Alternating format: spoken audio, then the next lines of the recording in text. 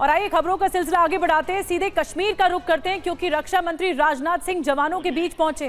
भारत माता की, भारत माता की, भारत माता की। गुड। जम्मू कश्मीर के लेफ्टिनेंट गवर्नर श्री मनोज जी सिन्हा, जम्मू कश्मीर के मुख्यमंत्री जनाब अमर अब्दुल्ला साहब, chief of army staff general Upendra ji Dwivedi, GOC-in-C northern command lieutenant general Prateek Sharma, GOC-15 corps lieutenant general Prashant Shrivastava और हमारी आर्म्ड फोर्सेस के सारे ऑफिसर्स और मेरे बहादुर जवानों, सबसे पहले आतंकवाद और आतंकवादियों से लड़ते हुए हमारे जिन बहादुर जवानों ने अपनी शहादत दी है,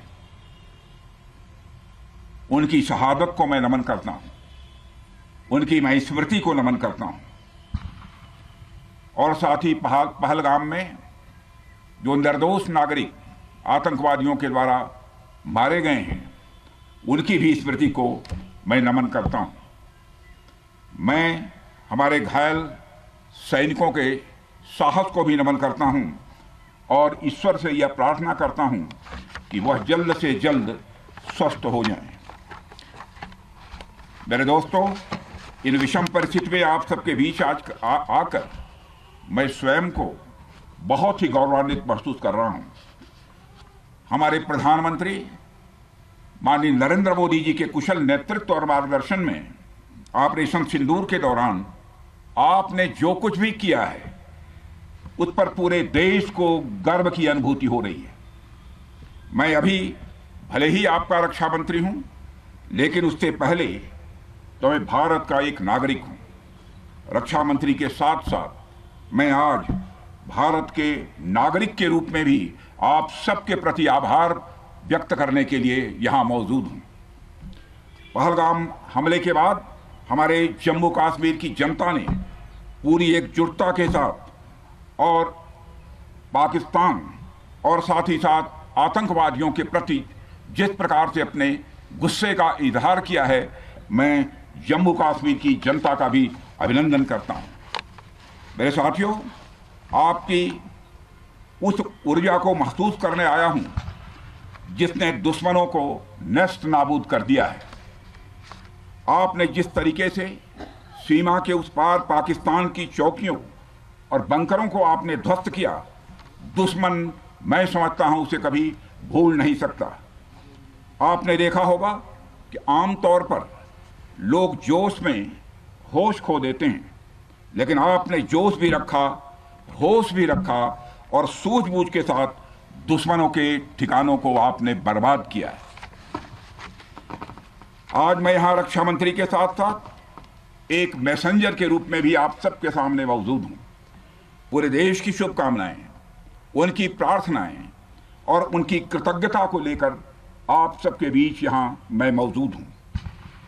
एक तरह से आप समझिए कि मैं एक डाकिया बनकर आपके बीच आया हूं और देशवासियों का संदेश लाया हूं। संदेश यह है कि हमें हमारी सेनाओं पर गर्व है। साथियों, ऑपरेशन सिंदूर सिर्फ एक ऑपरेशन का नाम भर नहीं है, बल्कि यह एक हमारी प्रतिबद्धता है, यह हमारा एक कमिटमेंट है। एक ऐसी प्रतिबद्धता जिसमें भारत ने दिखा दिया कि हम सिर्फ डिफेंस नहीं करते हैं, जब वक्त आता है तो हम कठोर निर्णय भी लेते हैं और कठोर कार्रवाई भी करते हैं। यह ऑपरेशन उस एक एक जवान की आंखों में देखा गया सपना था कि हर आतंकी ठिकाना, चाहे वह घाटियों में छुपा हो या बंकरों में दबा हो, हम वहां पहुंचेंगे और दुश्मन की छाती चीर कर हम उन आतंकी ठिकानों को खत्म करके ही हम वापस लौटेंगे। मेरे साथियों, ऑपरेशन सिंदूर आतंकवाद के खिलाफ भारत द्वारा चलाई गई अब तक के इतिहास की मैं मानता हूं यह सबसे बड़ी कार्रवाई है। 35-40 वर्षों से भारत सरहद पार से चलाए जा रही आतंकवाद का सामना कर रहा है। आज भारत ने पूरी दुनिया को यह साफ कर दिया है, यह स्पष्ट कर दिया है कि आतंकवाद के खिलाफ हम किसी भी हद तक जा सकते हैं।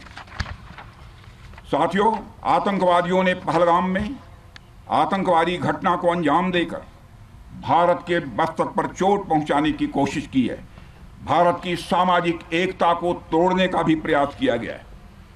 उन्होंने भारत के माथे पर वार किया, हमने उनकी छाती पर वार किया है और छाती पर घाव किया है। पाकिस्तान के जख्मों का इलाज इसी बात में है कि वह भारत विरोधी और आतंकवादी संगठनों को पनाह देना बंद करे और अपनी जमीन का इस्तेमाल भारत के खिलाफ किसी भी सूरत में न होने दे। साथियों, आपको याद होगा कि लगभग 21 साल पहले स्वर्गीय अटल बिहारी वाजपेयी जी के सामने इसी पाकिस्तान ने इस्लामाबाद में डिक्लेरेशन किया था कि अब उनकी धरती से आतंकवाद एक्सपोर्ट नहीं किया जाएगा। मगर पाकिस्तान ने भारत को धोखा दिया है, पाकिस्तान ने भारत को छला है और आज भी वह धोखा दे रहा है। इसका खामियाजा अब उसको भारी कीमत करके भुगतना पड़ा है और यह कीमत, यदि आतंकवादी वारदातें चलती रही तो लगातार यह बढ़ने ही वाली है। हमारे प्रधानमंत्री श्री नरेंद्र मोदी जी ने दो टूक शब्दों में आतंकवाद के खिलाफ भारत की नीति को रीडिफाइन कर दिया है, इसे परिभाषित कर दिया है, जो यह कहती है कि हिंदुस्तान की सरजमी पर किया गया कोई भी आतंकी हमला एक एक्ट ऑफ वार माना जाएगा। दोनों देशों में जो अंडरस्टैंडिंग बनी है फिलहाल वह इसी बात को लेकर है कि सरहद पार से कोई बेजा हरकत अब नहीं की जाएगी। अगर की गई तो बात निकलेगी तो बहुत दूर तक जाएगी। साथ ही हमारे प्रधानमंत्री ने यह भी साफ कर दिया है, आतंक और बातचीत कदापि एक साथ नहीं चलेंगे और अगर बात होगी तो आतंकवाद पर होगी और पाक ऑक्युपाइड कश्मीर पर ही होगी। साथियों, ऑपरेशन सिंदूर की कामयाबी ने पाकिस्तान में छिपे आतंकी संगठनों और उनके आकाओं को भी यह साफ बता दिया है कि वे कहीं भी अपने आप को महफूज और सुरक्षित न समझें। अब वे हमारे बहादुर भारतीय सेनाओं के निशाने पर हैं। दुनिया जानती है हमारी सेनाओं का निशाना अचूक है और वो जब वो निशाना लगाते हैं तो गिनती करने का काम वह दुश्मनों पर छोड़ देते हैं। साथियों, आज आतंकवाद के खिलाफ भारत की प्रतिज्ञा कितनी कठोर है इसका पता इसी बात से चलता है कि हमने उनके न्यूक्लियर ब्लैकमेल की भी परवाह नहीं की है। पूरी दुनिया ने देखा है कि कैसे गैर जिम्मेदाराना तरीके से पाकिस्तान द्वारा भारत को अनेक बार एटमी धमकियां दी गई हैं।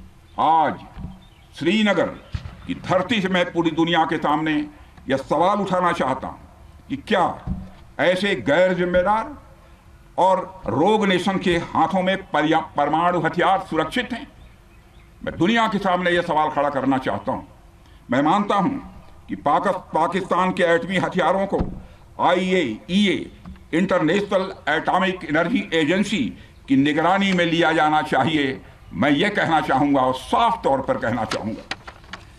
साथियों, हमारी सेनाओं हमारी सीमाओं पर अपनी मातृभूमि की रक्षा के लिए जिस तरह से आप सभी बिना रुके बिना थके दिन रात लगे रहते हैं वह अपने आप में अद्भुत है और अद्वितीय भी है।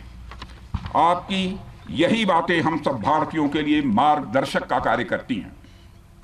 यही कारण है कि मैं हमेशा आपसे मिलने के लिए उत्साहित रहता हूं ताकि आपके अंदर की ऊर्जा से हम सब भी कुछ प्रेरणा ले सकें। साथियों, आतंकियों ने पहलगाम में धर्म पूछकर हमारे निर्दोष लोगों को मारा।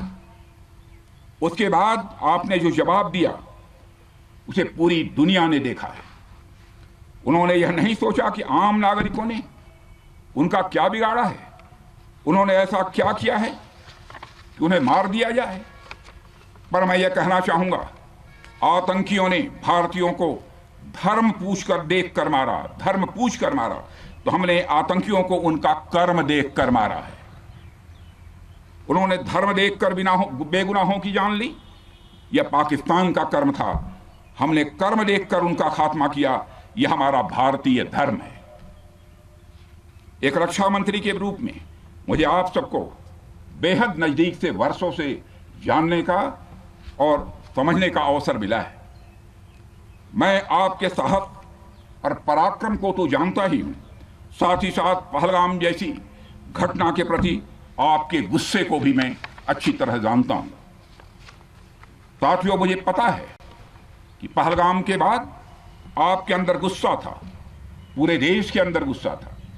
मुझे पता है कैसा महसूस होता है जब धमनियों में बह रहा रक्त बेकाबू होने लगे। और मुझे इस बात की खुशी भी है कि आपने अपने गुस्से को सही दिशा देते हुए बड़ी बहादुरी और सूझबूझ के साथ पहलगाम का बदला लिया है। रही बात पाकिस्तान की, तो उसकी बात ही क्या करूं आपसे। वह देश तो मांगते मांगते अपनी जहालत से एक ऐसी हालात में आ गया है कि उसके बारे में यह भी कहा जा सकता है कि पाकिस्तान जहां भी खड़ा होता है वहीं से मांगने वालों की लाइन प्रारंभ हो जाती है। अभी आपने सुना ही होगा कैसे वह फिर एक बार इंटरनेशनल मॉनेटरी फंड IMF के पास कर्ज मांगने गया। वहीं दूसरी तरफ हमारा देश है कि हम आज उन देशों की श्रेणी में आते हैं जो IMF को फंड देते हैं ताकि IMF गरीब देशों को कर्ज दे सके। ऐसी स्थिति में हमारा यह भारत है। रामचरितमानस में स्वामी तुलसीदास जी ने लिखा है, जहां सुमतितः संपत्ति नाना, जहां कुमतितः विपत्ति निदाना।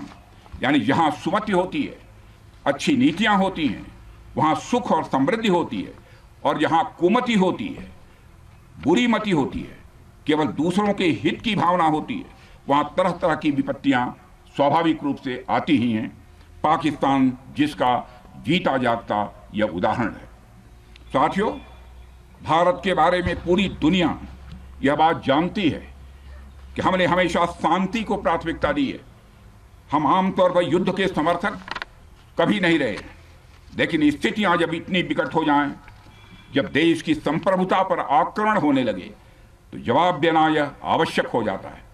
राष्ट्रकवि रामधारी सिंह दिनकर जी की पंक्तियां आपके सामने रखना चाहूंगा।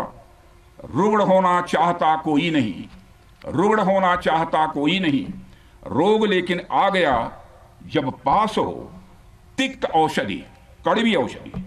तिक्त औषधि के सिवा उपचार क्या, शमित होगा वह नहीं मिष्ठान्न से। यानी कोई बीमारी अगर लग जाए तो वह मिठाई से दूर नहीं होती है, उसके लिए कड़वी दवा ही काम करती है। इसलिए आतंकवाद जैसे रोग के लिए भी ऑपरेशन सिंदूर जैसी दवा की बड़ी जरूरत हो गई थी। साथियों, पूरे देश में हमारी सेनाओं को और हमारे सैनिकों को एक सम्मान की दृष्टि से देखा जाता है। एक सशक्त राष्ट्र वही होता है जो अपनी सेनाओं को सम्मान के साथ साथ आधुनिक हथियार और साजो सामान भी दे जिसकी उसे जरूरत है। मुझे गर्व है कि आज प्रधानमंत्री जी के नेतृत्व में सरकार हमारी सेनाओं के लिए यह सब सारा काम कर रही है। हमने यह सुनिश्चित किया है कि हमारी सेनाएं हर परिस्थिति के लिए तैयार रहें। और मैं यहाँ पर army chief general Upendra Dwivedi ji को भी बधाई देना चाहता हूँ, क्योंकि बार बार मेरी चर्चा होती रही है और बार बार मैं यह पूछता हूँ कि जो भी आवश्यकताएं हैं उन आवश्यकताओं को पूरा करने के लिए हम पूरी तरह से तैयार हैं। और इसलिए इसके लिए हम वर्ल्ड क्लास बेहतरीन गुणवत्ता वाले साजो सामान अपनी सेनाओं को देने की कोशिश कर रहे हैं। आज आधुनिक राइफल्स, मिसाइल डिफेंस शील्ड और ड्रोन्स जैसी नई पीढ़ी के कई इक्विपमेंट को तेजी से भारत में ही बनाया जा रहा है।